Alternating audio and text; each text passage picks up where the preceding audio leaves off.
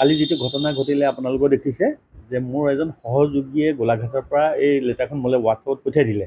Sir আপোনাৰ signature দি আৰু district agriculture officer যোৰহাটৰ পেডত শ্বহীদ মানে চিলত এখন এপইণ্টমেণ্ট লেটাৰ ওলাইছে 3জন যুৱক যুৱতী মোলৈ পঠিয়ালে। মই চাইটো দেখিলোঁ একদম ভুৱা।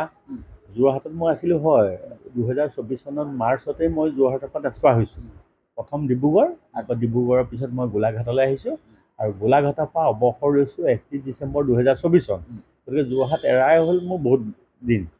আৰু এই যিখন এপইণ্টমেণ্ট লেটাৰ ইছ্যু হৈছে 2025 12/7/2025 12 জুলাই 2025 মানে যোৱাকালি।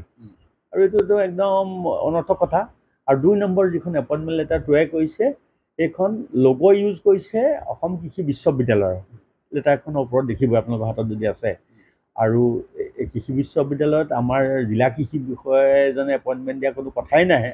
আৰু তাৰোপৰি এপইণ্টিং অথৰিটি এতিয়া জিলা কৃষি বিষয়া বাদেই এতিয়া আমাৰ নিযুক্তি নতুন চাকৰি আমাৰ ডাইৰেক্টৰ ছাৰেও দিব নোৱাৰে হঠাৎ এনেধৰণে, আৰু বা আমাৰ মন্ত্ৰী মহোদয়েও নোৱাৰে। নিৰ্দিষ্ট পৰীক্ষাৰ মাজেদি পাছ কৰিলে নিৰ্দিষ্ট নিয়মৰ মাজেদিয়ে হৈ আছে। সকলোৱে দেখি আছে ADRE পৰীক্ষা হৈছে, APSC হৈছে, তেনেকৈ হয়।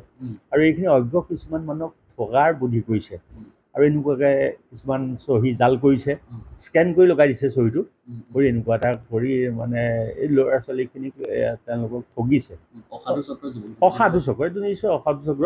আৰু মই জনাত আমাৰ আৰু এটা যোৰহাটৰ অফিচত মাৰ্চত এনেকুৱা একেই ঘটনা হৈছিলে। পুলিচত FIR তেখেতসকলেও দিছিলে যেতিয়া।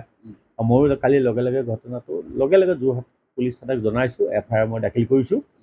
আৰু মোৰ ছ'চিয়েল মিডিয়াত এইখিনি মই প্ৰচাৰো কৰিছোঁ যে আইনৰ সহায় লৈছোঁ যে এইখিনি যিখিনি দুষ্কৃতিকাৰীক ধৰিব লাগে, নহ'লে আমাৰ নিবনুৱা যুৱক যুৱতীসকলক মানে ঠগিব তেওঁলোকে। কাৰণ টকা পইচাৰ কথা আহিছেই স্বাভাৱিকতে সম্ভৱ।